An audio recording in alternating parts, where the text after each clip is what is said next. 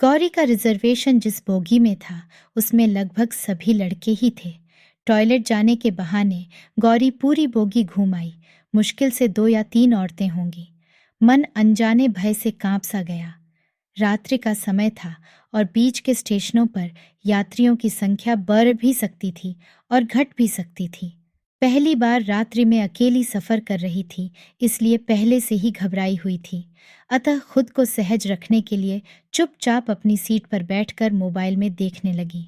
नवयुवकों का झुंड जो शायद किसी कैंप जा रहे थे के हंसी, मजाक, चुटकुले उसके हिम्मत को और भी तोड़ रहे थे। गौरी के भय और घबराहट के बीच अनचाही सी रात धीरे धीरे उतरने लगी। सहसा सामने के सीट पर बैठे लड़के ने मौन भंग किया। हेलो, मैं साकेत। और आप? भय से पीली पड़ चुकी गौरी ने कहा। जी मैं कोई बात नहीं, नाम मत बताइए। वैसे जा कहाँ रही हैं आप? गौरी ने धीरे से कहा। वाराणसी। अच्छा, क्या आप भी वाराणसी से ही हैं? मेरा तो यहाँ ननिहाल है। इस रिश्ते से तो आप मेरी बहन लगीं।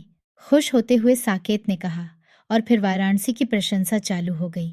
गंगा, सारनाथ, गंगा घाटों और बनारस की गलियों की विशेषताएं।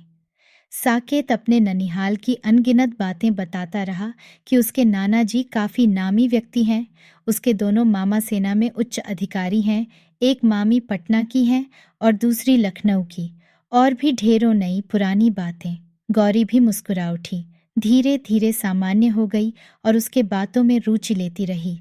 रात जैसे कुंवारी आई थी वैसे ही पवित्र कुंवारी गुजर गई। सुबह गौरी ने कहा, मेरा मोबाइल नंबर फीड कर लीजिए, कभी ननिहाल आइए तो ज़रूर मिलने आइएगा। कैसी ननिहाल बहन? वो तो मैंने आपको डरते देखा तो झूठ मूठ के रिश्ते गढ़ता रहा। मैं तो पहले कभी वाराणसी आया ही नहीं। क्या चौंक उठी गौरी। देखो बहन, ऐसा नहीं है कि सभी लड़के बुरे ही होते हैं कि किसी अकेली लड़की को देखा नहीं कि उस पर गिद्ध की तरह टूट पड़े। हम ही तो पिता और भाई भी होते हैं, कहकर प्यार से उसके सर पर हाथ रख मुस्कुराया था साकेत। गौरी साकेत को देखती रही जैसे अपना ही भाई उससे विदा ले रहा हो। गौरी की आंखें गीली हो चुकी थीं।